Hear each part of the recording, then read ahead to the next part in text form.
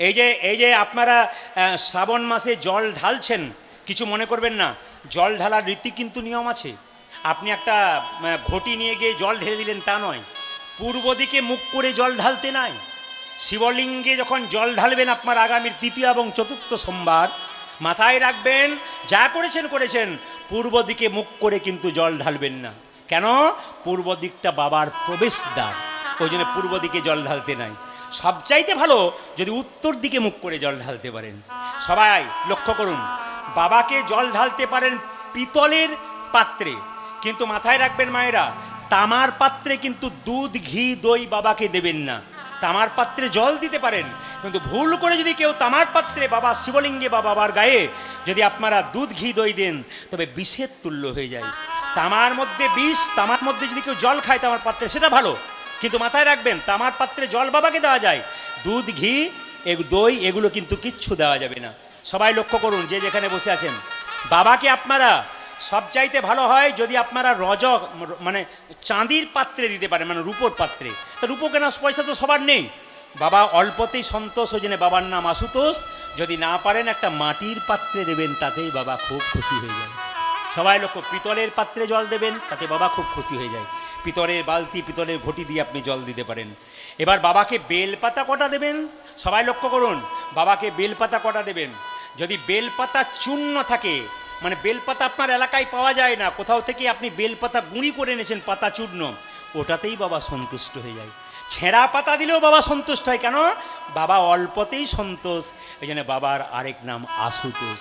যদি আপনার এলাকায় প্রচুর বেলপাতা থাকে, তাহলে সবচাইতে ভালো হয় 3টে বেলপাতা বাবাকে দেবেন।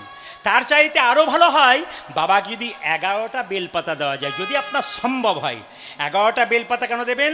বাবার আরেক নাম রুদ্রদেব, তাই বাবাকে 11টা বেলপাতা দিলে বাবা খুব খুশি হয়ে যায়। এই শ্রাবণ মাসটার গুরুত্ব আছে।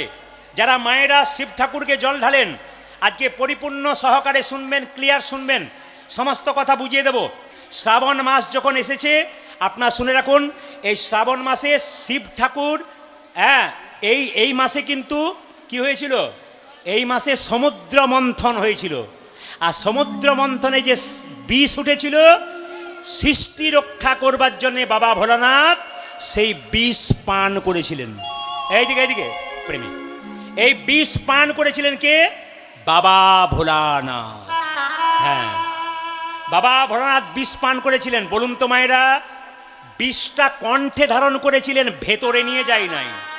এই জন্য বাবার আরেক নাম নীলকণ্ঠ। এখন আপনাদের মনে প্রশ্ন জাগে না, বাবা বিষটাকে এই পর্যন্ত নিয়ে গেলেন, ভেতরে নিয়ে গেলেন না কেন?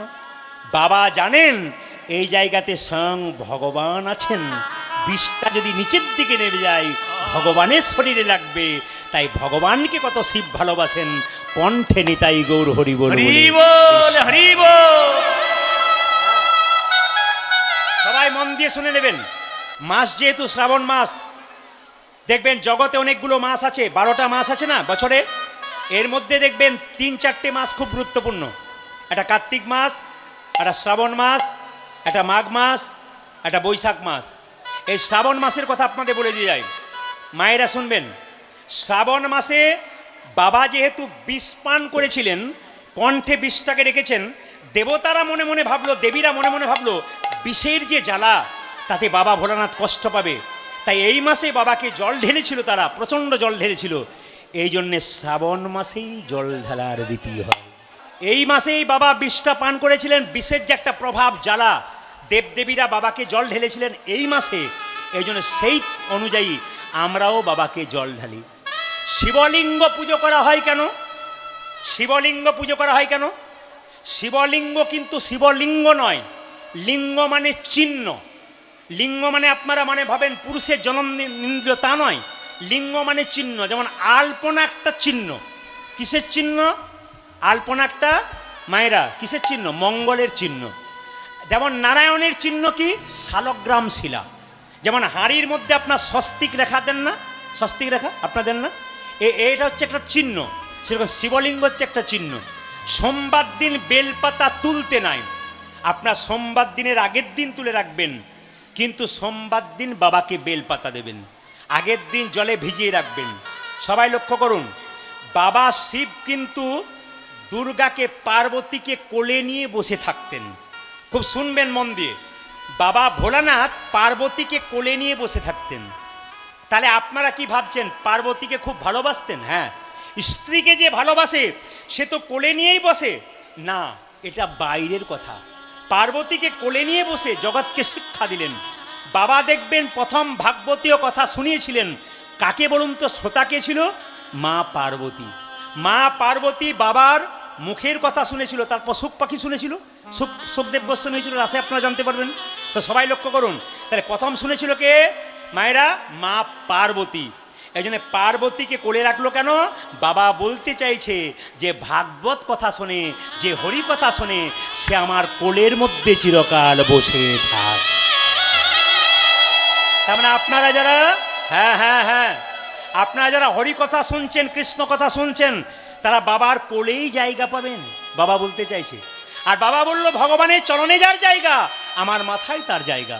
ভগবানের চরণ থেকে কার জন্ম হয়েছে? মা গঙ্গার জন্ম হয়েছে। এই জন্য মা গঙ্গা যেহেতু ভগবানের চরণে থাকে, এই জন্য বাবা ভোলানাথ মা গঙ্গাকে মাথায় করে রেখেছেন। খুব সুন্দর সুন্দর কথা শিব পুরাণ থেকে নিলে আপনারা বুঝতে পারবেন। প্রত্যেকটি শাস্ত্রের রেফারেন্স দিয়ে আপনাদের সামনে বলে যাব, মন দিয়ে শুনে নেবেন মায়েরা।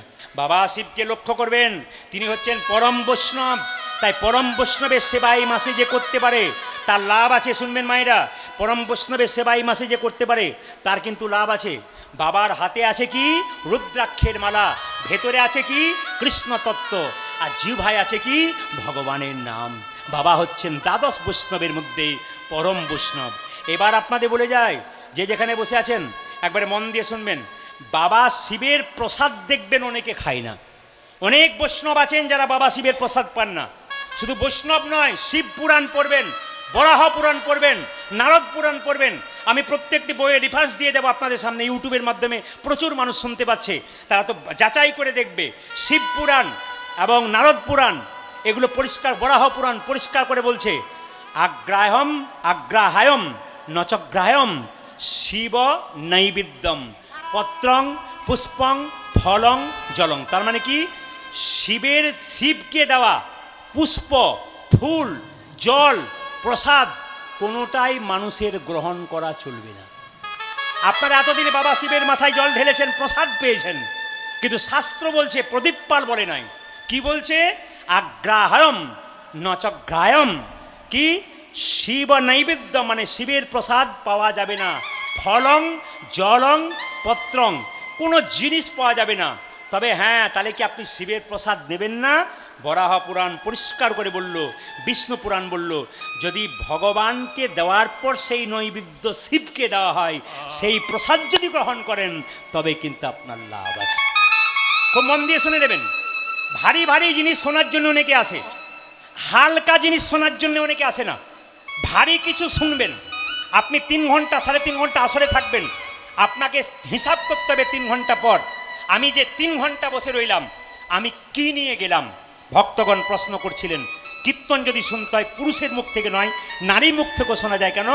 মায়েরাও অনেক ভালো কীর্তন করেন, মেয়েরাও ভালো কীর্তন করে, যারা ভালো ভালো কথা আপনাদের শোনাতে পারে। শুনে নিন মায়েরা, দেখবেন শালগ্রাম শিলাকে, নারায়ণকে পুজো দিয়ে যদি আপনি শিবকে দিন, সেই নৈবেদ্য, সেই প্রসাদ গ্রহণ করা আপনার উচিত। সরাসরি শিবের প্রসাদ গ্রহণ করা যাবে না।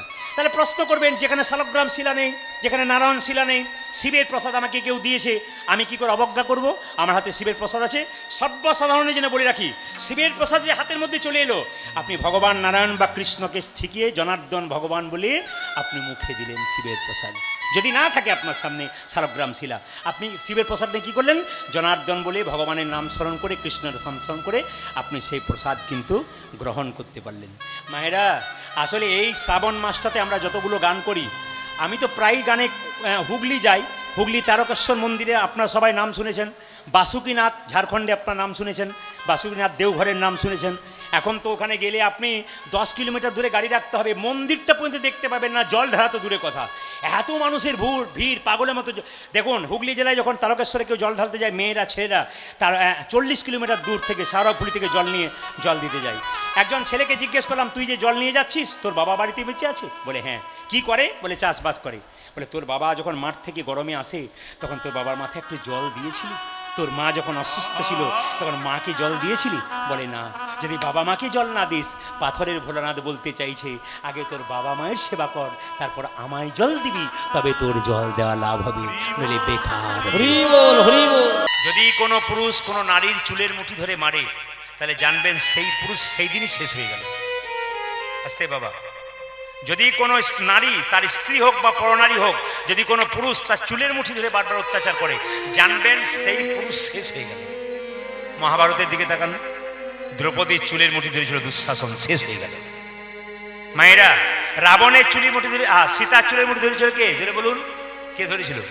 রাবণ, শেষ হয়ে গেল। এই জন্য বারবার বলবো, যে যেখানে বসে আছেন, আমি বারবার বলবো, স্ত্রী মায়েদের অন্তত চুলের মুঠি ধরে বা চুলে হাত দিয়ে কেউ মারবেন না।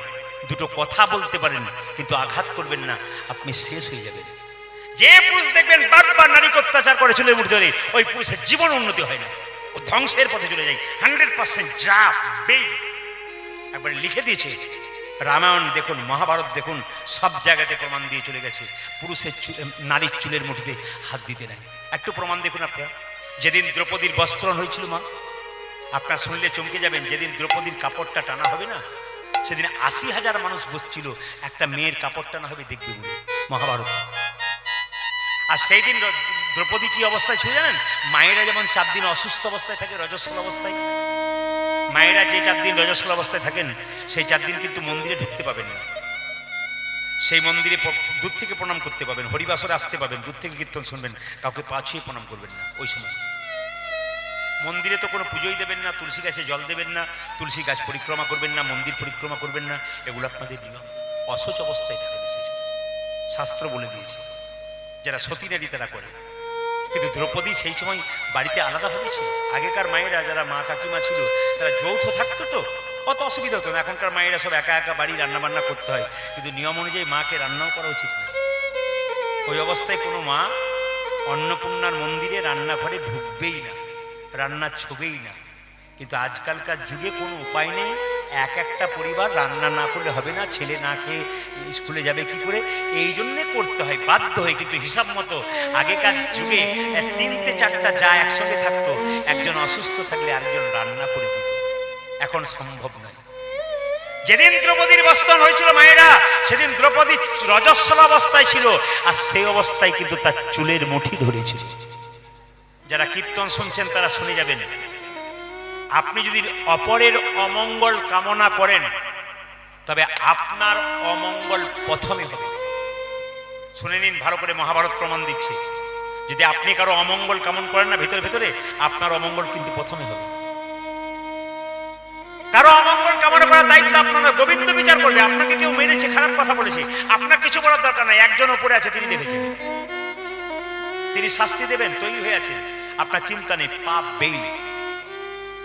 তো সবাই শুনবেন যে যেখানে বসেছেন, দ্রৌপদীর যেদিন বস্ত্রণ হচ্ছে না, সেদিন দ্রৌপদীকে দুঃশাসন চুলের মুঠি ধরে যখন আসরে আনলো, যখন বারবার বস্ত্রটাকে টানছে, সবাই তাকান, তখন নারদ মুনি কৃষ্ণকে বলছে, প্রভু, অসহায় নারী কাপড়টা টানছে, এক হাতে কাপড়টা ধরে আছে আর এক হাতে তোমায় ডাকছে, প্রভু বাঁচাও, একজনের নারীর বস্ত্র বাঁচাও, একজনের নারীর অপমান সইবে না, একজনের নারীকে কোনোদিন অপমান করতে দেবে না। যত পুরুষ মানুষ এখানে কীর্তন শুনতেছে, সবার কাছে নিবেদন করবে, রাস্তায় যদি কোনো নারীকে কেউ অত্যাচার করে, আপনি প্রতিবাদ করবেন। আপনাকে জেলে যেতে হয়, তবু একজন নারীকে বাঁচানোর জন্য আপনাকে প্রতিবাদ করতে হবে। নারী অবলার মতো রাস্তা দিয়ে যাবে, পুরুষ তাকে অত্যাচার করবে, আর আপনি প্রতিবাদ করতে পারলেন না। আপনি পুরুষ হলেন কি করে? আপনি তো কাপুরুষ হয়ে গেলেন। প্রতিবাদ করতে শিখুন, অন্যায়ের প্রতিবাদ করুন। বারবার বলে গেলাম আপনাদের কাছে, কোনো নারী যেন অপমানিত না হয়, কোন নারী যেন অত্যাচারিত না হয়। মায়েরা সবাই তাকান, দ্রৌপদী এক হাতে কাপড়টা ধরে আছে, এক হাতে ভগবানকে ডাকছে।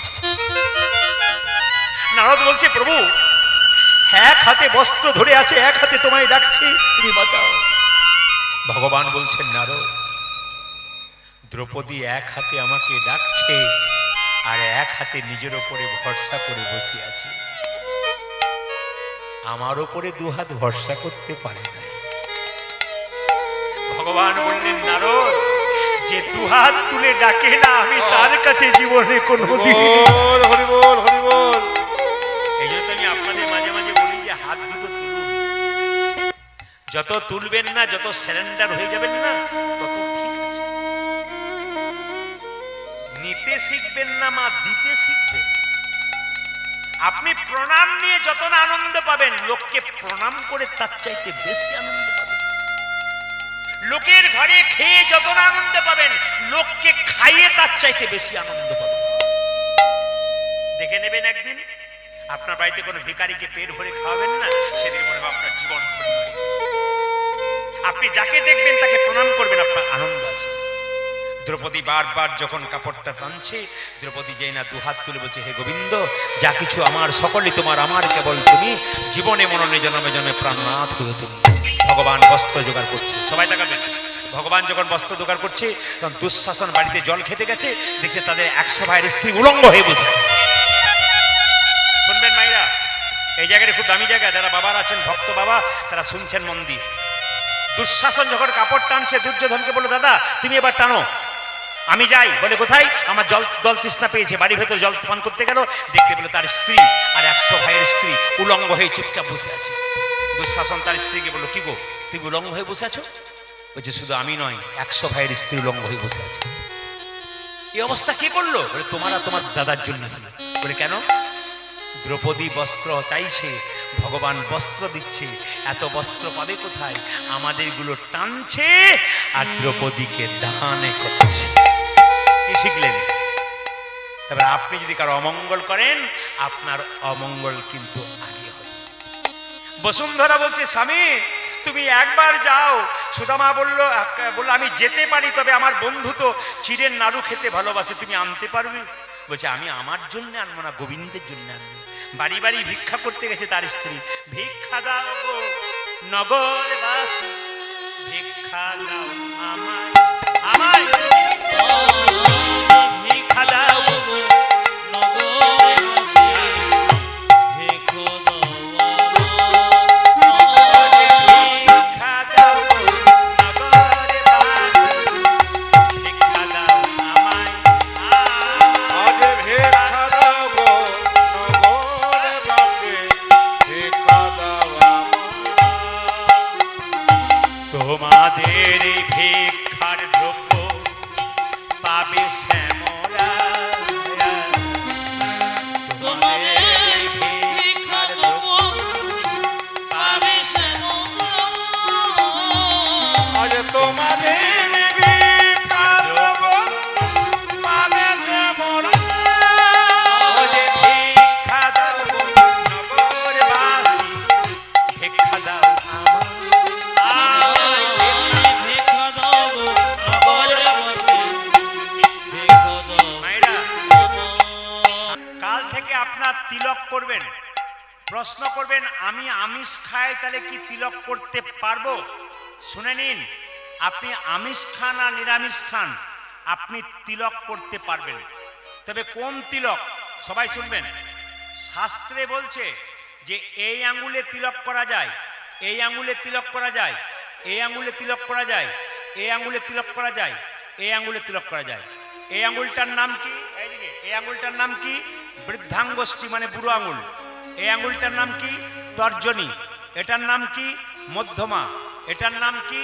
অনামিকা। এটার নাম কি? কনিষ্ঠা।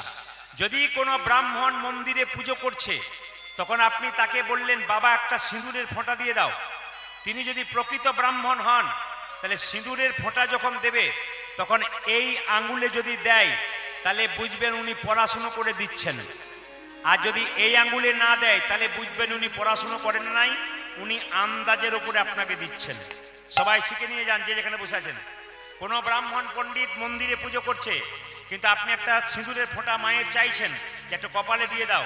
যদি তিনি দেন এই আঙ্গুলে, তাহলে বুঝবেন উনি ঠিক দিচ্ছেন, উনি পড়াশুনো করেছেন, উনি ঠিক শিক্ষা অর্জন করেছেন, দিচ্ছেন। যদি এই আঙ্গুলে দেয়, তাহলে উনি ভুল করছেন। এই আঙ্গুলে তিলক কাকে দেবেন?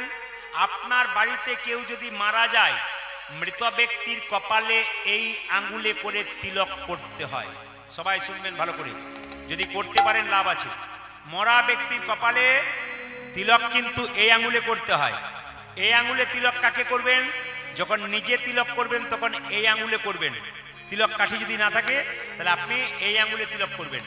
এই আঙ্গুলে তিলক কাকে দেবেন?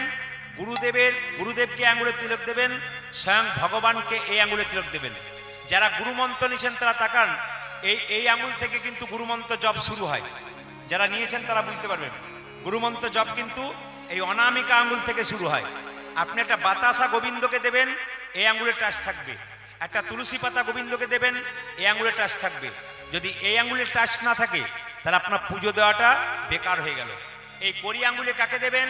ভাইয়ের কপালে দিলাম ফোঁটা, জমের দুয়ারে পড়ল কাঁটা, যমুনা দেয় জমকে ফোঁটা, আমি দিই আমার ভাইকে ফোঁটা। যমুনার ফোঁটা পেয়ে জম হলো চিরজীবী, আমার ফোঁটা পেয়ে আমার ভাই হলো দীর্ঘজীবী। শুনে নিন, কাল থেকে তিলক আপনারা করবেন, কিন্তু পুজো পাঠ করবেন। কিভাবে করবেন? সহজ উপায়টা জানিয়ে দিই, আপনারা জানতে পারেননি জানিয়ে দিই। হাতে জল নেবেন, স্নান করার পর প্রত্যেকটি মা প্রত্যেকটি বাবা হাতে জল নেবেন। জল নিয়ে এই আঙুলে করে জল তিলক করে নেবেন। যেমন আমরা এই তিলক কাঠিতে তিলক করেছি, আপনার শুধুমাত্র এরকম করে দিয়ে জল তিলকে দুটো দাগ কেটে দেবেন, এখানে ফোঁটা দিয়ে দেবেন, বাস আপনার তিলক হয়ে গেল, পুজো হয়ে গেল। শাস্ত্রে এই তিলকের বিধান দিয়েছে। যদি মনেন যে একটা ফোঁটা নেবো, তাহলে আপনি তুলসী গাছে জল দেওয়ার সময় তুলসী গাছের নিচে যে মাটিটা রয়েছে ওই মাটিটা তুলে আপনি একটুখানি ফোঁটা নিয়ে নেবেন, ওতে তিলক হয়ে গেল। কিন্তু এইভাবে কিন্তু পুজো পাঠ করবেন, আপনার কাল থেকে হবে।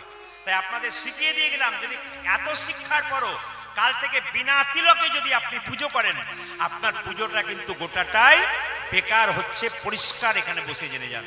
ওই জন্য বললাম কাল থেকে জল তিলক করে নেবেন এই আঙুলে করে। আপনার তিলক কেউ দেখতে পাবে না, কিন্তু জল তিলক আপনার হয়ে গেল। এইবার একটা নির্দেশ দিয়ে যায়, যার বাড়িতে তুলসী মন্দির আছে তার বাড়িটা ভগবানের বাড়ি, আর যার বাড়িতে তুলসী মন্দির নেই তার বাড়িটা জমের বাড়ি। যদি ভগবানকে কারো সোনা পড়ানোর ইচ্ছা থাকে কিন্তু ক্ষমতা না থাকে, আপনি ঘরে বসেই ভগবানকে সোনা পড়াতে পারেন। শাস্ত্র নির্দেশ দিয়েছে। যদি মনে হয় যে গোবিন্দকে একটু সোনা পড়াবো, কিন্তু আপনার নিজেরই সোনা নেই, গোবিন্দকে সোনা পড়াবেন কি করে? একটাই উপায় আছে, কি? তুলসী গাছের যে মঞ্জুরি, বাবারা মায়েরা দেখেছেন, তুলসী গাছের যে মঞ্জুরি, ওই মঞ্জুরিটা টুকরো করে কেটে গোবিন্দের মাথায় যদি দেন, ওটাই কিন্তু আপনার সোনা পরানো সমান হয়ে গেল। ওই যে চেষ্টা করবেন ভগবানের মাথায়, গোপালের মাথায়, কৃষ্ণের মাথায় আপনার একটুখানি মঞ্জুরি, তুলসী মঞ্জুরি কপালে দেবেন। তুলসী গাছে জল দেবেন, কিন্তু পশ্চিম দিকে মুখ করে কেউ দেবেন না। প্রশ্ন করবেন, পশ্চিম দিকে মুসলিম ভাইরা নামাজ পড়ে না? হ্যাঁ পড়ে। তাহলে কেন ওদিকে পড়ে? ওদের ওদিকে কাবা মসজিদ আছে, ওটাকে লক্ষ্য করে নামাজ পড়ে। আর হিন্দুদের জন্য বললো, সূর্যদেব পূর্ব দিকে উদয় হয়, তাই সূর্যকে পিছু করে হিন্দু কোনো ভালো কাজ করবে না। যে কোনো পূজা পাঠ, যে কোনো সাধ্য কাজ, যে কোনো বিবাহের কাজ হিন্দু কিন্তু সূর্যদেবকে পিছু করে কোনো মতেই করবে না। ওই যে সূর্যদেবকে পিছু করে আপনি জল দেবেন না। তুলসী পাতা তুলতে তুলতে পাতা বা গাছের ডাল যদি ভুল করে ভেঙে যায়, তাহলে জেনে নেবেন কৃষ্ণের অঙ্গে আঘাত করা হয়। এত সোজা নয়। আপনি গেলেন আর তুলসী পাতা তুলে তুলে নিলেন, পাতা ভেঙে গেল, আপনি গোবিন্দকে দিয়ে দিলেন, ভাবলেন আমার খুব লাভ হয়ে গেল, আপনার উল্টো হয়ে গেল। যা করতে গিয়েছেন ওটা উল্টো ফল পেয়ে বসে থাকবেন যদি নিয়মে না করেন। কি করতে হবে? তুলসী পাতা যখন তুলবেন, হরে কৃষ্ণ মহামন্ত্র বলতে বলতে তুলবেন। এতে যদি তুলসী পাতা ভেঙে যায়, তুলসী রানী তাকে কৃপা করে দেয়। এই যে তুলসী পাতা যখনই তুলবেন, হরে কৃষ্ণ মহামন্ত্র বলতে বলতে তুলবেন, আপনার লাভ আছে। তুলসী পাতা কিবার কিবার তুলতে নেয়, অনেকের প্রশ্ন থাকে। রবিবার তুলতে নাই, সংক্রান্তির দিন তুলতে নাই, তুলসী পাতা অমাবস্যার দিন তুলতে নাই, তুলসী পাতা পূর্ণিমার দিন তুলতে নাই, তুলসী পাতা একাদশীর দিন তুলতে নাই, তুলসী পাতা দ্বাদশীর দিন তুলতে নাই। কিন্তু তুলসী পাতা, তুলসী গাছে জল কিন্তু প্রতিদিন দিতে হয়। প্রতিদিন জল দিতে পারেন তুলসী, কিন্তু একটা দিন অনেকে দেয় না। দুটো মত আছে। একাদশীর দিনে তুলসীকে অনেকে জল দেয় না কেন? আমরা যেমন একাদশী করি, তুলসী একাদশী করে, ওই যে তুলসীকে সেদিন অনেকে জল দেয় না। দুটো মত আছে। আপনি সেদিন দেবেন না, আপনি ভাববেন তুলসী দেবী সেদিন একাদশী করেছে। এইবার বলি, তুলসী মন্দিরে কোনো দেবদেবীর ছবি দেবেন না। অনেক জায়গায় দেখবেন তুলসী মন্দিরে গায়ে দেখবেন দেবদেবীর ছবি দেয়। কত বড় অন্যায় হচ্ছে আপনার একটু জেনে নিন, তারপর কাল থেকে দেবেন। যারা দেন নাই তারা ভালো করেছেন, যারা দিয়েছেন তারা অন্যায় করছেন। শাস্ত্র বলছে কি না, দেখুন, আপনি তুলসী মন্দিরে গায়ে একটা লক্ষ্মী দেবীর ছবি দিয়ে দিলেন, কিংবা তুলসী মন্দিরে গায়ে নিতাই গৌড়ের ছবি দিয়ে দিলেন তুলসী মন্দিরে দেওয়ালে, এখন তুলসী গাছে যখন জলটা দেবেন তখন তুলসী গাছের লাগা জলটা নিতাই গৌরের মাথাতে পড়লো কিংবা কৃষ্ণের মাথাতে পড়লো। তাহলে তুলসী যে গোবিন্দের চরণে থাকে তার জল যদি ভগবানের মাথায় লাগে তাহলে তুলসী মহারানী যত অপরাধী হলো আর আপনিও কিন্তু তত অপরাধী হয়ে গেলেন। এগুলো জেনে নিতে হয়। আপনি উল্টো ফল পাচ্ছেন, কিছুই কীর্তন কেন শুনে? আপনি যা জানেন না তা জেনে যাবেন, ওই জন্য জানবার জন্য মানুষ আসে। একটা শেষ কথা বলে দিই, তুলসী গাছে জল দেবেন তখন জলটা যেন গর্ত থেকে উপচে না পড়ে যায়, উপচে পড়লে কিন্তু বিপদ। সবাই আসুন আমরা তুলসী গাছে জল দেওয়ার পর তুলসী মন্দির পরিক্রমা করবার সময় এই গানটি গাইতে গাইতে সবাই মিলে, যদি গাইতে পারেন তো ভালো, না গাইতে পারেন তো একটু তালি দেবেন, তুলসী মহারানীর কৃপা পাবেন সবাই মিলে। নামা নামা তুলসী সবাই দেবেন বাবা, যদি দিতে পারেন তাহলে তুলসী মহারানীর কৃপা পাবেন। তুলসী দেবীর কৃপা পেতে হয় তা একটু তালি দিতে হয়, জোরে না দিন আস্তে আস্তে দেবেন। নামা নামা তুলসী কৃষ্ণ প্রেয়সী, রাধা কৃষ্ণের সেবা পাবো এই অভিলাষী। নামা নামা তুলসী কৃষ্ণ প্রেয়সী, রাধা কৃষ্ণের সেবা পাবো এই অভিলাষে। দেখুন ভগবানকে যখন আপনি ডাকবেন ভগবান তখন আপনাকে মাঝে মাঝে পরীক্ষা করবে। যে খুব ভগবানকে ডাকে তার চাল ফুটে মাথাতে জল পড়ে দেখবেন ঘরে। যে ভগবানকে ডাকে তার দেখবেন বেশি কষ্ট হয়, সে ছেঁড়া জামা কাপড় পরে। কেন? ভগবান ধাক্কা দিয়ে দেখে তুমি যে আমার হয়েছ কতখানি হয়েছ। ও মাইরা যারা কীর্তন শুনতে এই যে যারা কীর্তন শুনতে এসছেন, ঝালমুড়ি খাচ্ছেন, পাঁপড় খাচ্ছেন, ওদেরকে বলে যায় মন দিয়ে শুনবেন। কৃষ্ণ ভজন কারা শিখল? বিখ্যাত ক্রিকেটার বিরাট কোহলি এবং তার স্ত্রী অনুষ্কা, যার নাকি দেশে দেশে বাড়ি আছে, যার নাকি টাকার কোনো হিসাব নাই, সে সব কিছু ছেড়ে দিয়ে বৃন্দাবনে প্রেমানন্দ মহারাজের চরণে বসে আছে।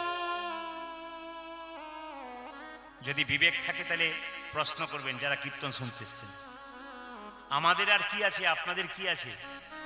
বিশ্ববিখ্যাত ক্রিকেটার বিরাট কোহলি, তার স্ত্রী অনুষ্কা, যার নাকি দেশে দেশে একটা করে বাড়ি আছে, যার নাকি টাকার হিসাব নাই, সে বৃন্দাবনে প্রেমানন্দ মহারাজের কাছে গিয়ে তুলসীর মালা পরে নিয়েছে। আমরা পারলাম না।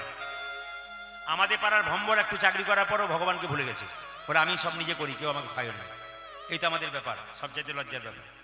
আবার সবাই লক্ষ্য করবেন মায়েরা, যিনি চাঁদে গিয়েছিলেন আপনার ছেলে মেয়েকে পড়াবেন, যিনি চাঁদে গিয়েছিলেন তার নাম সুনিতা উইলিয়ামস। তার ব্যাগের মধ্যে কি পাওয়া গেছিল জানেন? একটা গণেশের মূর্তি, একটা শ্রীমদ্ ভাগবত গীতা। সাংবাদিকরা জিজ্ঞেস করেছিল এই শ্রীমদ্ ভাগবত গীতা আর গণেশ মূর্তিটা কে তোমাকে রাখতে বলেছে? বলে আমার বাবা আমার মা। তার মানে আপনারা যারা কীর্তন শুনতে এসছেন কেউ বাবা কেউ মা। আপনারা যতক্ষণ কীর্তন শুনছেন আপনার মেয়েকে আপনার ছেলেকে শিক্ষা দেবেন ব্যাগে একটা করে গীতা রাখবার জন্য। আর দাদা ভাইয়েরা যারা কীর্তন শুনতে এসছেন তাদের কাছে প্রদীপ পরে নিবেদন রইল, আপনারা যত দূরই যান, মোটর সাইকেলে যান, সাইকেলে যান, সবার কাছে নিবেদন রইল একটা ছোট্ট গীতা অন্তত পকেটে রাখবেন, নইলে ব্যাগে রাখবেন। সবাই মাথায় রাখবেন, ব্যাগের ভেতর রাখবেন। ছোট্ট বাচ্চা স্কুলে যাচ্ছে, গীতা ব্যাগের মধ্যে রাখবেন। দেখবেন অনেক বিপদ থেকে রক্ষা পাওয়া যায় যদি গীতাকে কাছে রাখা যায়। মহাজনরা বলেছে কিছু ভালো লাগুক না লাগুক খাও একটু তিতা, শরীরে লাভ হবে। তিতা তিতা, আর ভালো লাগুক আর না লাগুক পড়ো একটু গীতা। গীতা যদি কেউ পড়তে না পারে তবে গীতা যদি কেউ মাথায় ঠেকিয়ে নেয় তাতে কিন্তু কাজ আছে।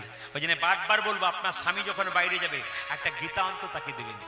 বলে বাবা ছোট্ট গীতা একটা রাখো, তোমার ছেলেকে বলবে বাবা তোমার একটা ছোট্ট গীতা রাখো, স্বামীকে বলবে একটা ছোট্ট গীতা রাখো, অনেক লাভ আছে। আমি তার প্রমাণ দিয়ে দিই আপনাদের কাছে। যে বছর 2000 টাকার নোটটা চেঞ্জ হলো, আমি কলকাতা থেকে গান করে আসছিলাম, আমার ড্রাইভার ঘুমিয়ে গেল, আমিও ঘুমিয়ে গেছিলাম। এত জোরে ধাক্কা মেরেছিল গোটা গাড়িটা একবারে কি বলবো দুমড়ে মুচড়ে এরকম ছোট হয়ে গেছিল। আশ্চর্যের ব্যাপার, অত বড় গাড়িটা দুমড়ে মুচড়ে ছোট হয়ে গেল, চাকা ওপর দিকে, সবাই ভাবছে একটাও বেঁচে নেই। গাড়ি কেটে কেটে সবাইকে বের করা হলো, আমরা বাঁচলাম কি করে?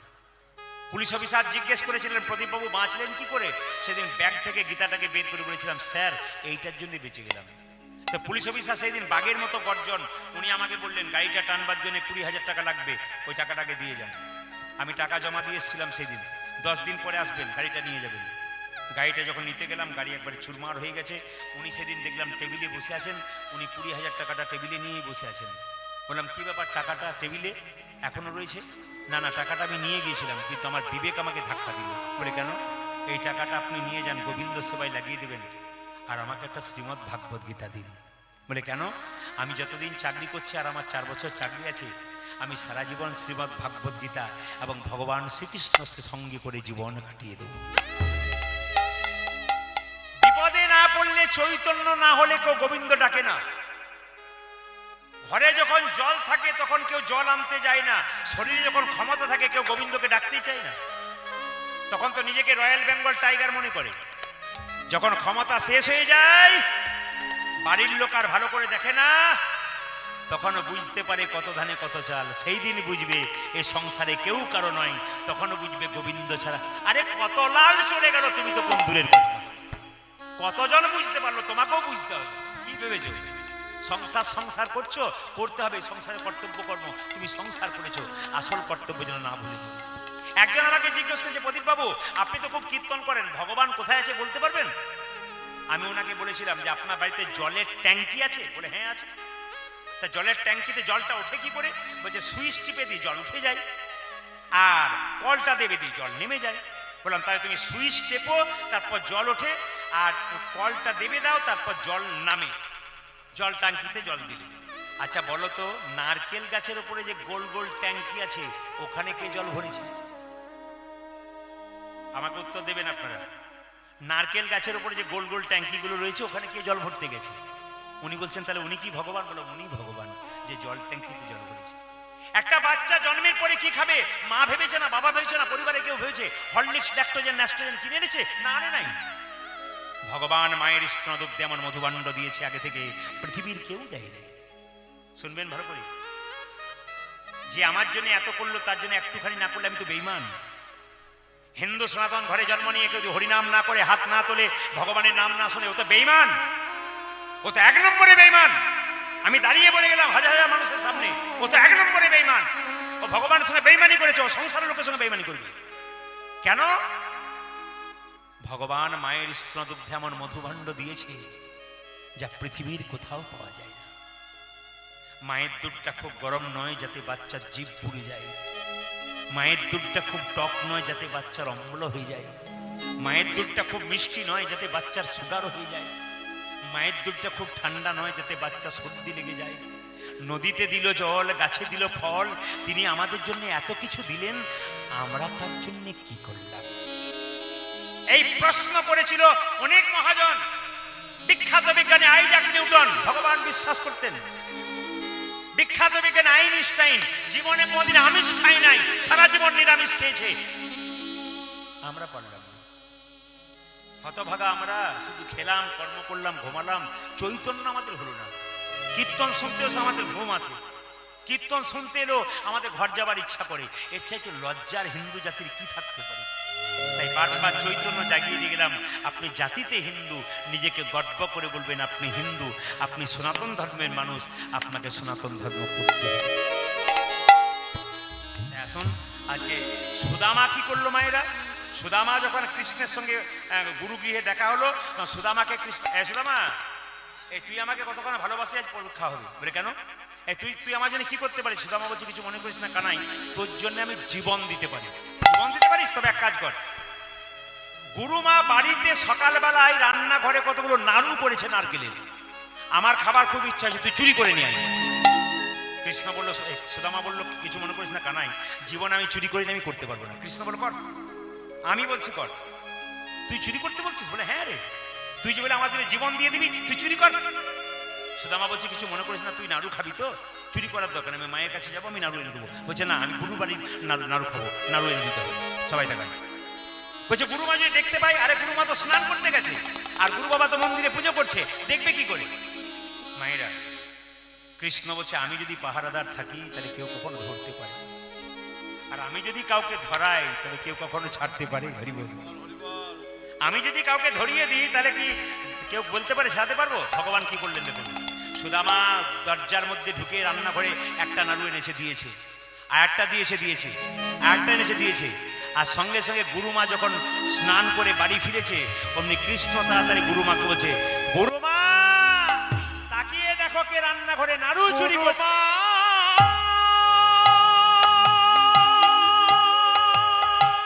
তাকিয়ে দেখো, তুমি আমাকে চোর বলো?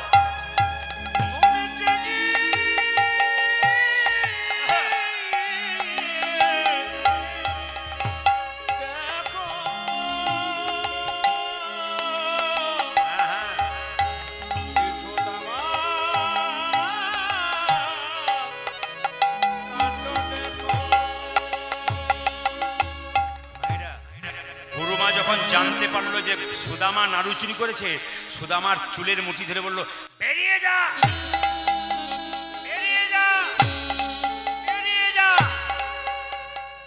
বেঈমান কোথাকার, তুই যেদিন গুরুগৃহে এলি সেদিন আমার মধুমঙ্গল মারা গেছে অনেক আগে। ছোট্ট বাচ্চা তুই দেখতে মধুমঙ্গলের মতো, তোকে টেনে আমি ঢুকালাম, তোর গুরু বাবা তোকে জায়গা দিচ্ছিল না। তুই চুরি করলি, তুই বিশ্বাসঘাতকতা করলি, বেরিয়ে যা, তুই বেরিয়ে যা। বারবার যখন বলছে বেরিয়ে যা, বেরিয়ে যা, সবাই তাকান। সঙ্গে সঙ্গে গুরু বাবা এসে বলছে, আমার সুদামা চুরি করতে পারে না, নিশ্চয়ই কেউ চুরি করতে বলেছে। কৃষ্ণ সুদামাকে ইশারা করে বলছে, আমাকে বল, আমি চুরি করতে বলেছি, আর আমাকে বল। সুদামা বলছে, কানাই রে, জীবনে আমি চোর হব তবে তোকে চোর সাজতে দেব না। আমি অপরাধী হব, আমি কেঁদে কেঁদে, আমাকে অপমান করতে পারে সবাই, তোকে অপমান করলে আমি সইতে পারি না। ভগবানকে যারা খুব ভালোবাসে না, ভগবানের নিন্দা কিন্তু সহ্য করতে পারে না। কিন্তু কিছু কিছু হিন্দু পারে। আপনার সামনে একজন ভগবানের নিন্দা করে, অথচ আপনি চুপচাপ পেরিয়ে যান, প্রতিবাদ করতে পারেন না। অন্য জাতির ভগবানকে নিয়ে একবার বলুন তো, আপনার পিঠের চামড়াটা তুলে দেবে, নুন লাগিয়ে ছেড়ে দেবে, কিছুই করতে পারবেন না। আমাদের বৈষ্ণব পেরিয়ে যাবে, ঠাট্টা করবে, আপনি ঠাট্টা করবেন, আর অন্য ধর্মের মানুষ পেরিয়ে যাবে, ঠাট্টা করে দেখুন তো, আপনার চামড়াটা তুলে দেবে, নুন লাগিয়ে দেবে আপনাকে, আপনার তখন ক্ষমতা নেই। আর নিজের ধর্মকে অপমান করার জন্য খুব আগে পড়ে লেগে পড়েছে। এই জন্য বারবার বলবো, যারা এখানে বসে আছেন, নিজের ধর্মকে অপমান করবেন না। সবাই তাকান, কৃষ্ণ তোকে আমি অপমান করতে পারি না, তোকে চোর সাজাবো না, আমি চোর সেজে যাবো। মায়েরা সবাই তাকান।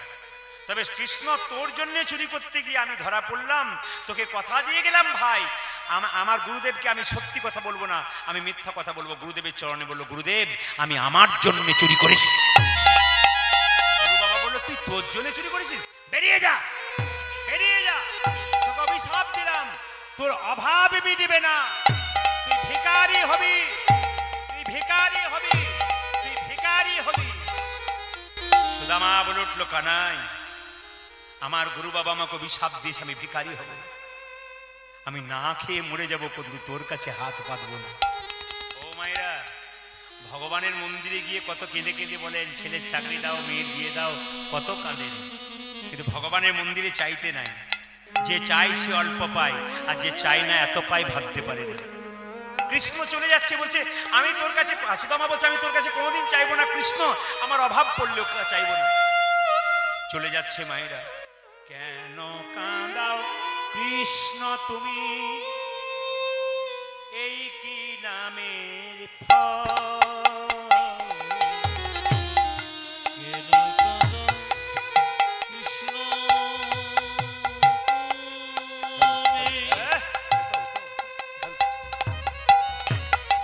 যে যখন কাজ করবে তারটা ভালো।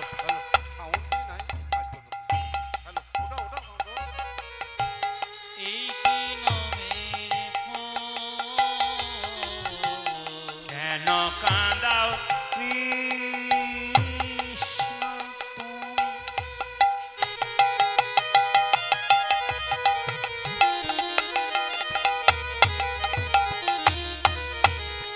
ও গো দয়াময়,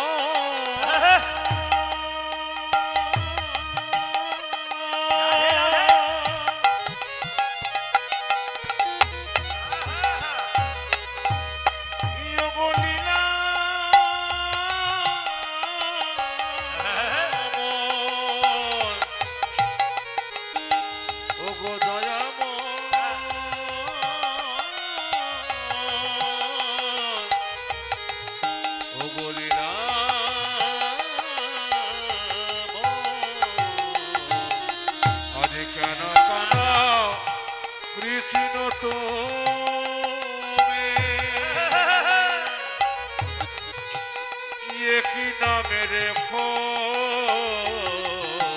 যে জন কাঁদে কাঁদাও তারে, কেন চোখের জল, বিজয় কাজে কাঁদাও তারে, দাও গো চোখের জল।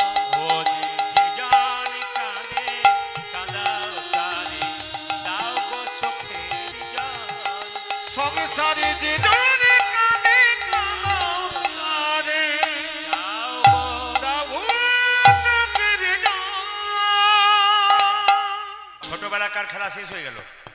কৃষ্ণ বলরামের ছোটবেলাকার খেলা শেষ হয়ে গেল, কৃষ্ণ কংসকে মারবার জন্যে মথুরাতে গেল। বাবা, আপনারা অনেকে বয়স্ক মানুষ আছেন, কীর্তন শোনেন, ঝাড়গ্রামে বহু মানুষ। একটা কথা জিজ্ঞেস করব, কৃষ্ণ যে কংসকে মারতে গিয়েছিল, কৃষ্ণ কংসকে কি দিয়ে মেরেছিল? কেউ বলতে পারবেন? কৃষ্ণ কংসকে কি দিয়ে মেরেছিল? কোন অস্ত্র দিয়ে? আপনারা বলতে পারেন, আমি বলে দিই। কৃষ্ণ কংসকে কিচ্ছু দিয়ে মারে নাই, কোনো অস্ত্র দিয়ে মারে নাই, শুধু ঘুষি মারার ভান করেছিল, ওতেই কংস মরে গিয়েছিল। কৃষ্ণের কত ক্ষমতা, শুধু ঘুষি মারার ভান করেছিল, হার্ট অ্যাটাক হয়ে মরে গেল, আঁতকে উঠে মরে গেল। ওই জন্য আপনাদের কাছে নিবেদন রইল, কৃষ্ণ কত বড় ক্ষমতাবান, যিনি কোড়ে আঙুলে 7 দিন গিরি গোবর্ধন ধারণ করেছিলেন, তার কাছে আপনারা বসে আছেন, অত চিন্তা কেন? যারা ঘরের কথা ভাববেন তাদেরকে বলবো, ভাবছো বসে চলবে কিসে? তুমি ভাববার কে? যিনি ভাববার তিনি ভাবছেন, তুমি ভাবো তাকে।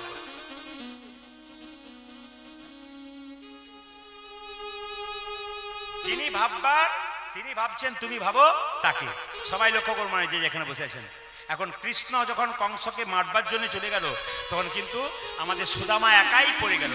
ও কেঁদে কেঁদে খালি বলে, কানাই তুই কোথায় গেলি? ওরে বজের কানু রে,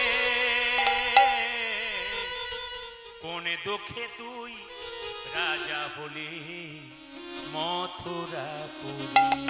হ্যাঁ, ওরে ব্রজে কানো রে, কোন দুঃখে তোয় রজগুলি মথুরাপুরে। ওরে বজের কানু রে, কোন দুঃখে তুই রাজা হলি মথুরাপুরী। ওরে ব্রজের কাননে কোন দুঃখে তোয় রাজা হলি মথুরাপুরে। ও যে আর কি ফিরে আসবি না ভাই বৃন্দাবন মাঝে। কানাই রে, হরি কানাই রে,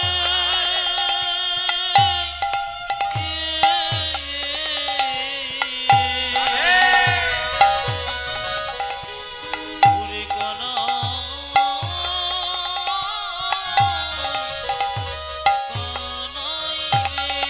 কানাই আর কি ফিরে আসবে না বৃন্দাবনের মাঝে। ও যে আর কি ফিরে আসবি না ভাই বৃন্দাবন মাঝে। ও কানাই আর কি ফিরে আসবি না ভাই বৃন্দাবনের মাঝে। ওরে বজের কানু রে, কোন দুঃখে তুই রাজা হলি মথুরাপুরী। ওরে বজের কানু রে, কোন দুঃখে তুই রাজা হলি মথুরাপুরী।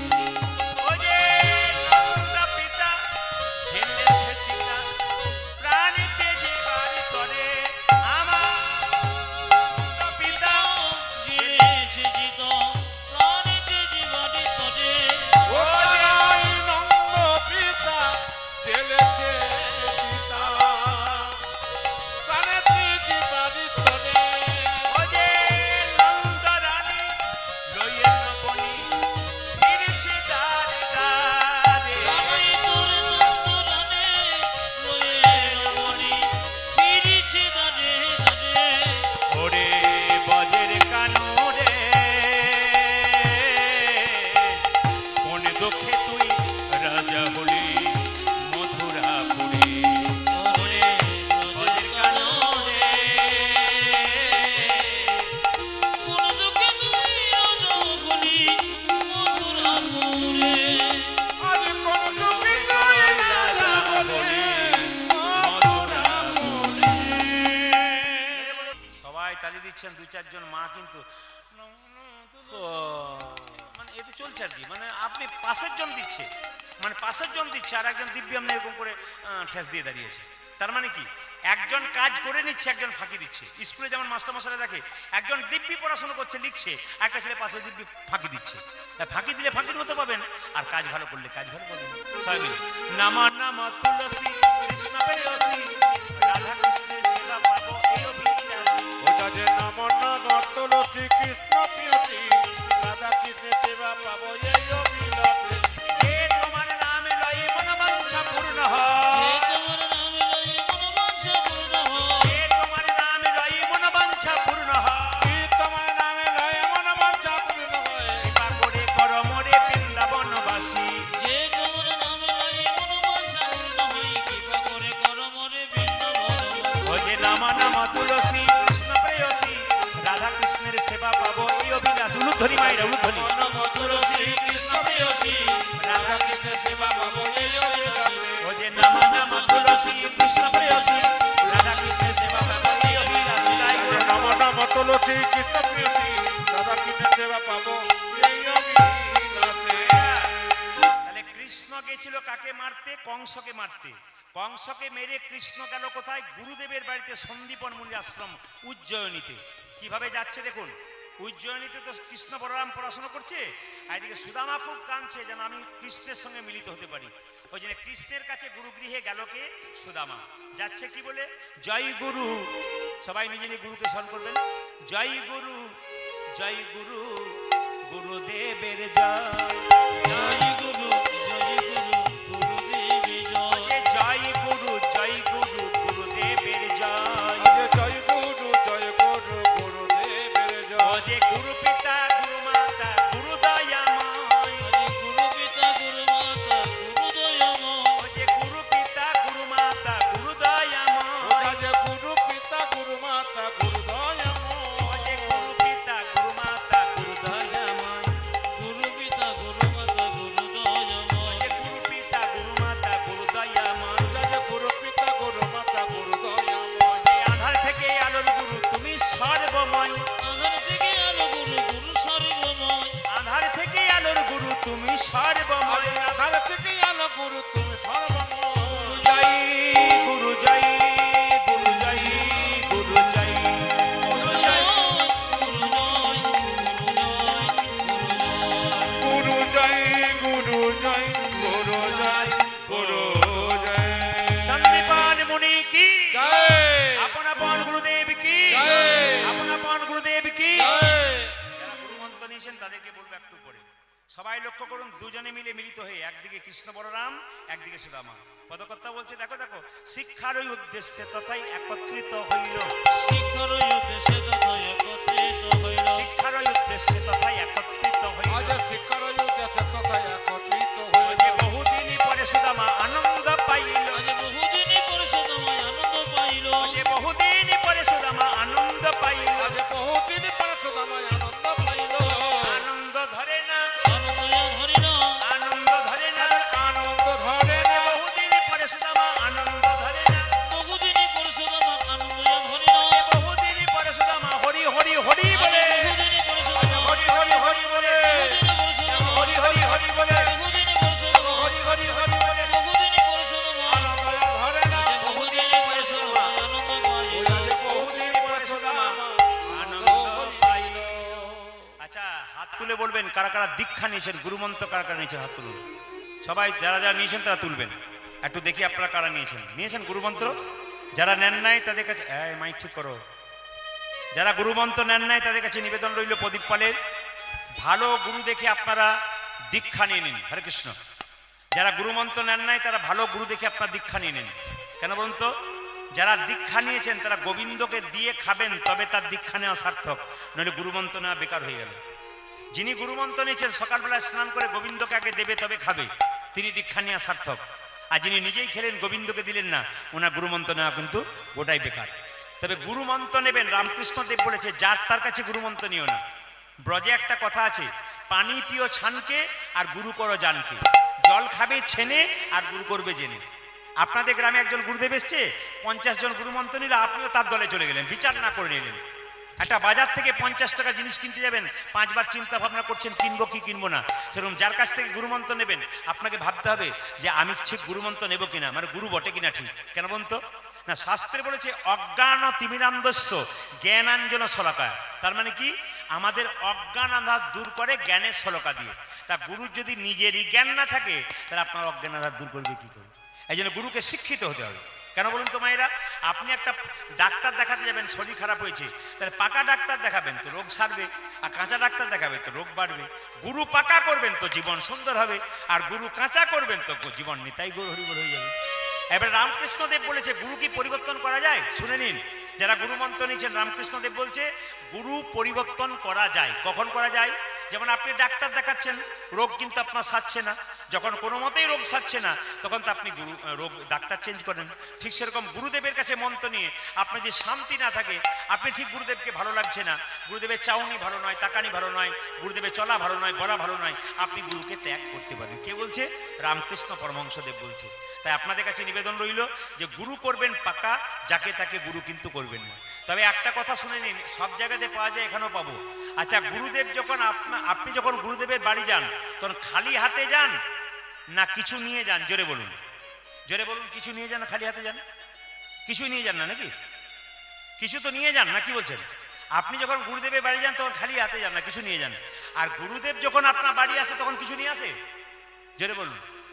তখন দেখবেন খালি হাতেই আসে। তাহলে গুরুদেব যদি আপনাকে মন্ত্র দেয়, আপনি গুরুদেবের মেয়ে, আর ছেলে যদি হন তাহলে আপনি গুরুদেবের ছেলে। এখন কথা হচ্ছে, গুরুদেব যখন নিজের মেয়ের বাড়ি যাবে, নিজের ছেলের বাড়ি যাবে, তখন মিষ্টি নিয়ে যাবে না? তাই নিজের ছেলের বাড়ি মিষ্টি নিয়ে গেল, নিজের মেয়ের বাড়ি মিষ্টি গেল, আর আপনাকে শিষ্য করেছে, আপনিও তার মেয়ে, আপনার বাড়ি আনবে না কেন? তাহলে আপনাকে উনি মেয়ে বলে নিতে পারেন না, আপনার কাছে নিতে এসছে, আপনাকে দিতে পারেন না। হ্যাঁ, আপনার গুরু বাবা এসছে, আপনার দেওয়া কর্তব্য আছে, কিন্তু উনি 5টা লজেন্সও আনবেন কেন?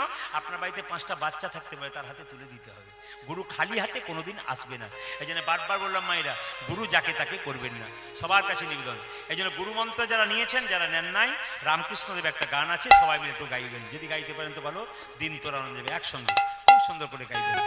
হ্যাঁ, যদি গাইতে পারেন, একটু তালি দিতে পারেন, এগুলো দিতে কাজ হয়ে যাবে। হ্যাঁ, হরে কৃষ্ণ। একসঙ্গে একসঙ্গে গুরুধ্বনি, গুরুধ্বনি।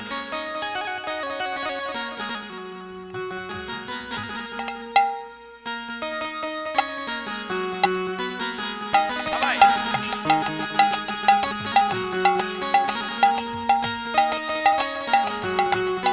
হাত তোলুন।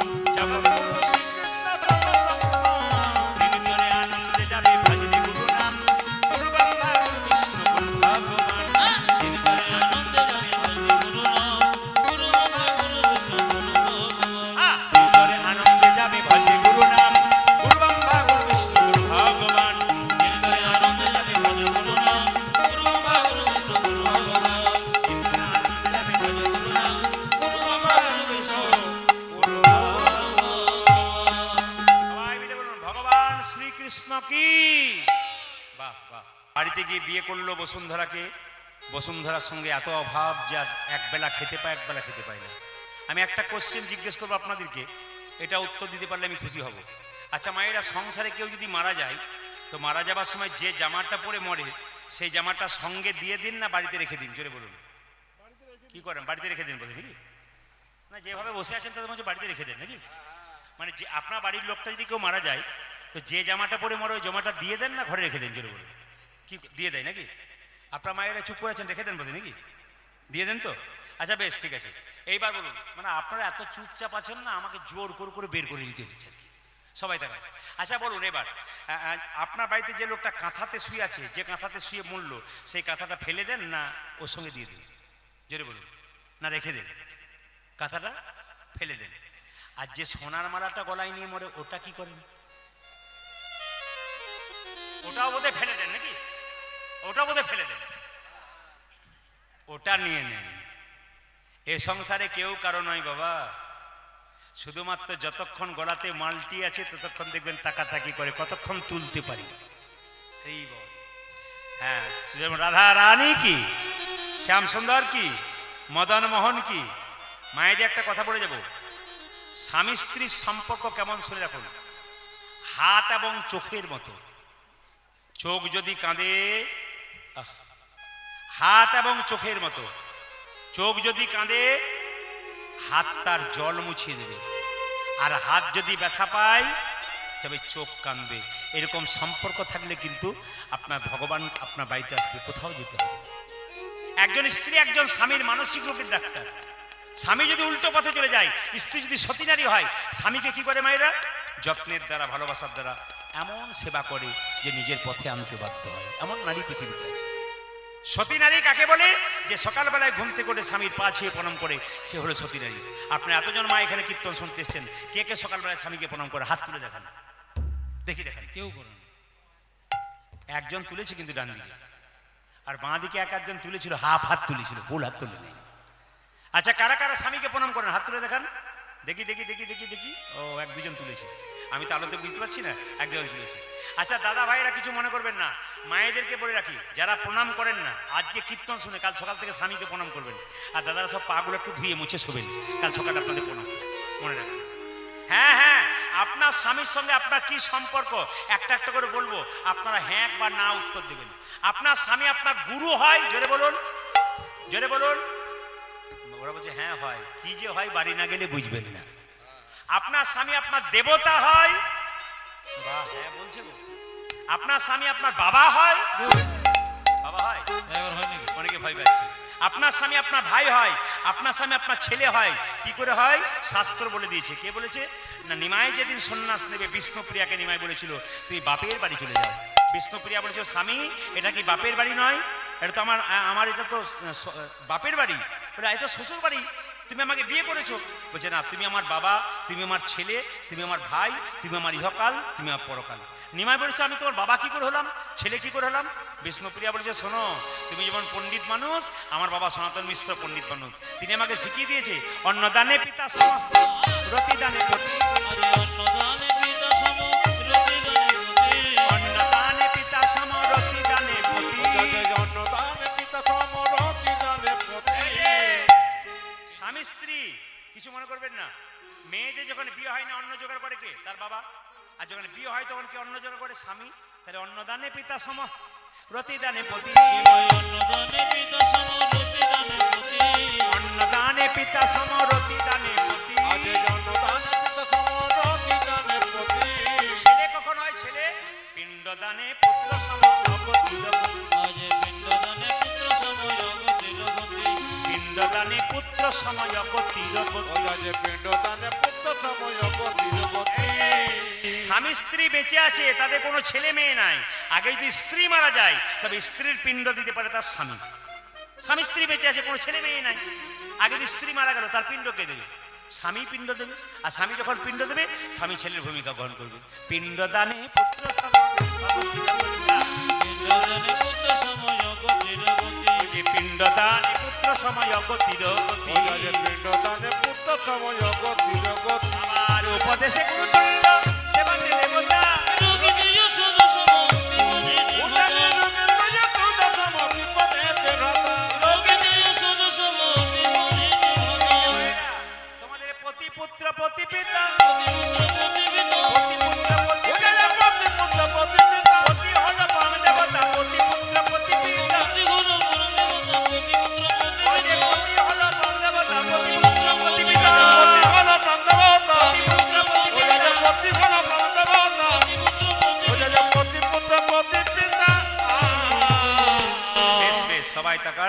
এবার আমি সুদামার স্ত্রীর কথা একটু বলবো, সবাই একবার মাথায় কাপড়টা নেন এবং ভক্তি ভরে বসুন। সুদামার স্ত্রীর কথা আপনার সামনে বলবো, জোরে বলুন।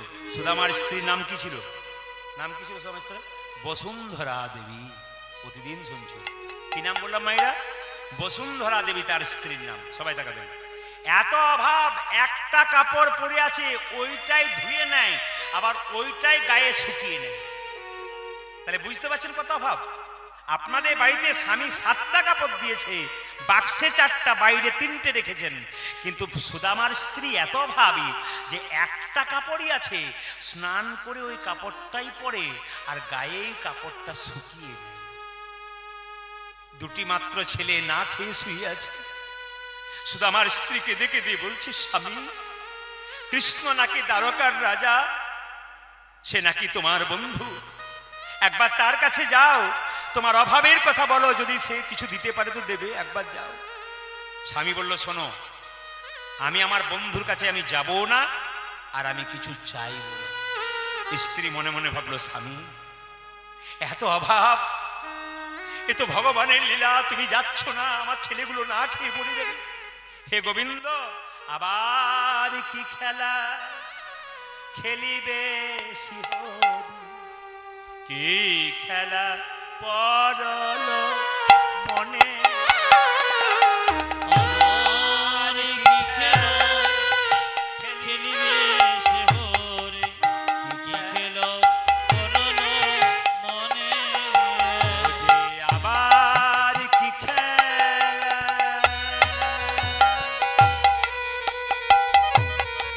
খেলিবে শিহরি, কি খেলা পরল মনে।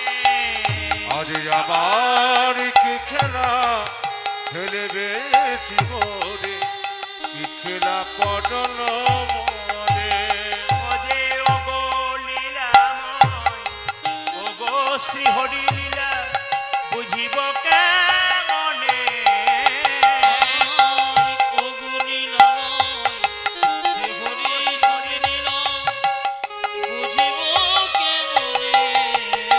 ওরে লীলাময় তুমি, ওগো শ্রীহরি লীলা, বুঝিব কেমনে।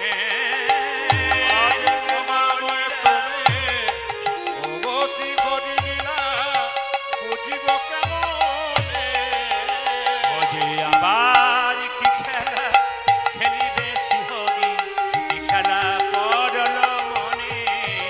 ওগো আবার কি খেলা খেলিবে সে হরে, কি খেলা করল মনে। আজ কি খেলা পড়ল মনে, খেলা করল মনে। আজ কি খেলা পড়ল। তোমার বন্ধু তো চিড়ের নাড়ু খেতে ভালোবাসে, আমি চিড়ে পেয়েছি, নাড়ু পাই নাই। তবে এক কাজ করো, তোমার ওই ছেঁড়া গামছার মধ্যে শুকনো চিড়ে বেঁধে দিলাম, তুমি তোমার বন্ধুর জন্য নিয়ে যাও, যদি চাই তবে দেবে, নইলে দেবার দরকার নাই। সুদামা বলছে, হ্যাঁ গো বসুন্ধরা, আমার বন্ধুকে কতজন সোনার থালায় রূপোর থালায় পায়েস দেয়, আমি কেমন করে শুকনো চিড়ে তুলে দেবো। মায়েরা চলে যাচ্ছে তার স্বামী, সবাই একটু মাথায় কাপড়টা নিয়ে এই সময়, মায়েরা যারা বসে আছেন ভক্তি ভরে, সবাইকে বলবো একবারে ভক্তি ভরে এই সময়টা সবাই একবারে এই সময়টা নিজের জায়গাতে বসে দর্শন করে নিন। এত রাত্রি পর্যন্ত কীর্তন শোনেন, মাথায় একবারে কাপড়টা নিন, ভক্তি করি। চলে যাচ্ছে সুদামা, কিভাবে যাচ্ছে? কৃষ্ণের কাছে। কই কৃষ্ণ, শুকনো চিড়েটা বেঁধেছে গামছাতে, গোবিন্দকে দেওয়ার মতো যদি হয় না, চোখের জলে দিয়ে ভেসে, তাহলে গোবিন্দ সেবা করে। শুকনো চিড়েটাকে নিয়ে যাচ্ছে আর বলছে, কই কৃষ্ণ, কোথায় কৃষ্ণ, কোথায় প্রাণ,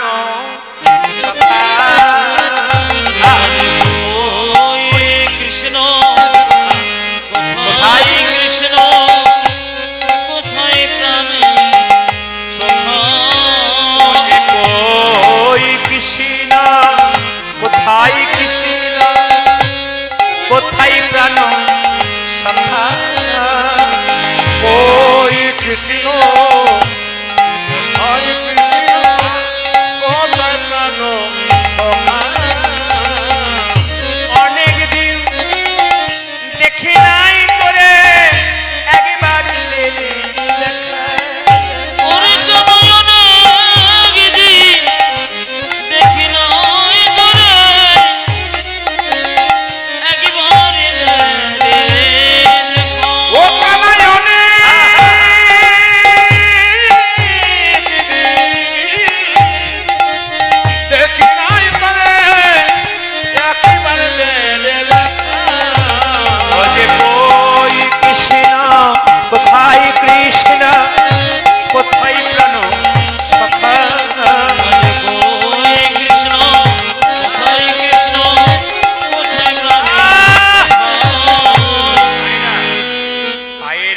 একটা কাঁটা ফুটে গেল, খালি পায়ে যাচ্ছিল, কৃষ্ণ দ্বারকার সিংহাসনে বসে আছে, কৃষ্ণের পা থেকে রক্ত বেরোচ্ছে।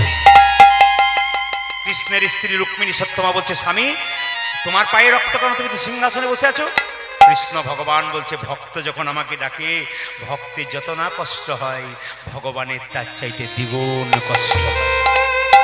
তার মানে আজকে রাত্রিতে এই যে আপনারা 12টা পর্যন্ত, 12টা পেরিয়ে কীর্তন শুনলেন, আপনারা যখন উঠবেন তখন আপনাদের পেছনগুলো হয়তো ভিজে গেছে। এই যে কষ্ট করে কীর্তন শুনলেন বা চিটিয়ে বসে আছেন গোবিন্দের জন্য, আপনারা কি ভাবছেন এটা এই রাতটা আজকে গোবিন্দকে দিলেন কিছু পাবেন না? এটা জমা রয়ে গেল, কিন্তু একদিন এমন কিছু পাবেন আপনি ভাবতে পারবেন না, বিরাট বিপদ থেকে রক্ষা পেয়ে যাবেন। সেদিন বুঝতে পারবেন আজকে জমা দিয়েছিলেন বলে বেঁচে গেলেন। এই আজকের দিনটা যদি দিয়েছিলেন আপনার লাভ হয়ে যাবে। মায়েরা, সুদামা যখন চলে গেছে, কৃষ্ণ তখন জোর করে সুদামাকে সিংহাসনে বসিয়েছে। নিজের হাত, মায়েরা, সুদামাকে কৃষ্ণ নিজের হাত দিয়ে পাটাকে ধুয়ে দিচ্ছে, এত রক্ত বেরোচ্ছে বলে।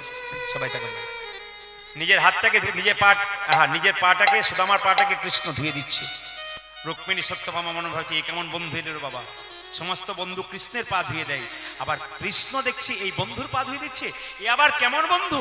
মায়েরা সবাই তাকান, এইদিকে তাকাবেন। কৃষ্ণ বলছে, হ্যাঁ রে সুদামা, তুই বিয়ে করেছিস? এইদিকে, তুই বিয়ে করেছিস? সুদামা বলছে, হ্যাঁ বিয়ে করেছি তো। আরে আমার স্ত্রী বসুন্ধরাতে তোর কাছে পাঠালো। কৃষ্ণ বলে, তুই খুব অন্যায় করেছিস। বলে, আমি বিয়ে করে অন্যায় করলাম? হ্যাঁ। বলে, কেন? আরে সুদামা, তুই যে বিয়ে করেছিস আমায় নিমন্ত্রণ করিসনি। সুদামা বলছে, আমি তো একটা বিয়ে করেছি, নিমন্ত্রণ করতে ভুলে গেলাম। আর তুই যে 16,108টা বিয়ে করেছিস, তুই কবার নিমন্ত্রণ করেছিস? ঠিক বলেনি? জোরে বলুন, হ্যাঁ ঠিক না বলুন। বলছে, আমি তো একবার বিয়ে করেছি, আমি ভুলে গেলাম নিমন্ত্রণ করতে। আর তুই যে 16,108 বার বিয়ে করেছিস, তুই কবার নিমন্ত্রণ করেছিস? কৃষ্ণ বলছে, সব বরাবর, চিন্তা নেই। এই ভুলে গেছি, তুইও ভুলে গেছিস, কোনো চিন্তা নেই। হ্যাঁ সুদামা, বন্ধু যদি বন্ধুর কাছে আসে তবে কিছু নিয়ে আসে, তুই কি নিয়েছিস? সুদামা বলছে, আমি কি নিয়ে আসবো? চালাকি করিস না। কি দেবো দাও দেখিয়া,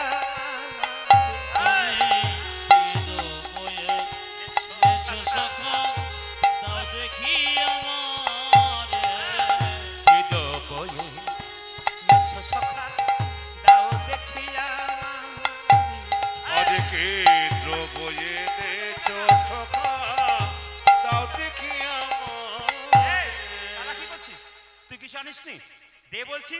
কি দো বই সখা দাও দেখিয়া,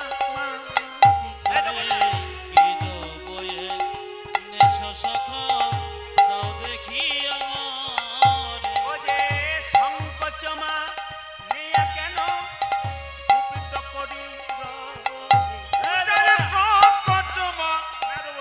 কেন গুপ্ত করিল?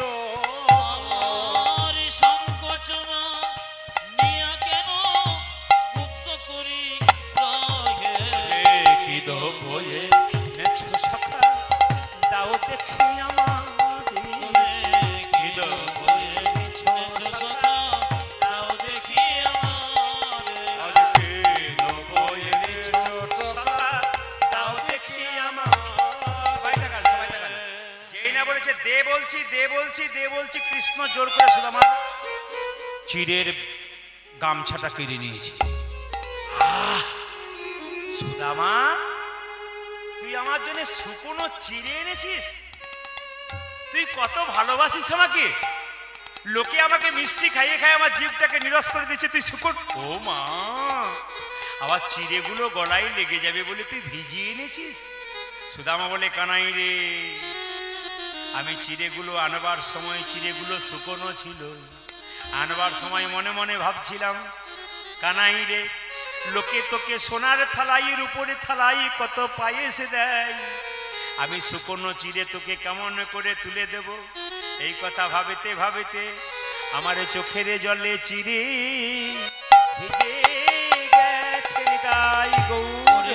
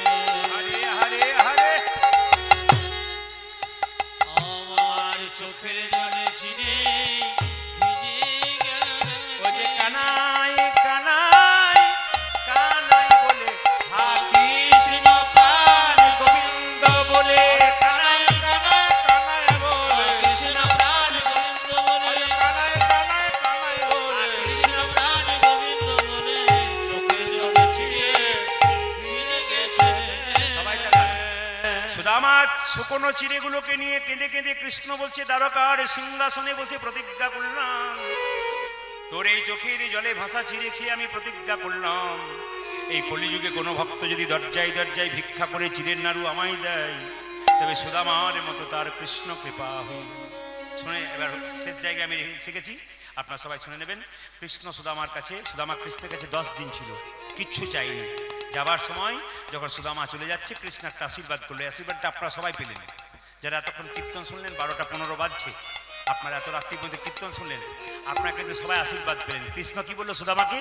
সুদামাকে যে আশীর্বাদটা দিল, আপনাদেরকে সে আশীর্বাদ দিল, সুদামা তুই ভালো থাকিস, সুদামা তুই ভালো থাকিস, সুদামা তুই ভালো থাকিস, সুদামা তুই ভালো থাকি, কোনো অভাব রইবে না ভাই, সুদামা তুই ভালো থাকিস, তোর কোনো কোনো অভাব অভাব রইবে না ভাই। যে জন্মে নয় জন্মে জন্মে কোনো অভাব রইবে না ভাই, এ জন্মে নয় জন্মে জন্মে, কোনো অভাবে রইবে না ভাই, এ জন্মে নয় জন্মে জন্মে, সুদামা তুই ভালো ভালো থাকিস। মায়েরা, সুদামার এত অভাব ছিল, কুঁড়ে ঘর ছিল। সুদামা যখন বাড়ি গেল না, দেখতে পেলো কুঁড়ে ঘরটা বিরাট দালান হয়ে গেছে।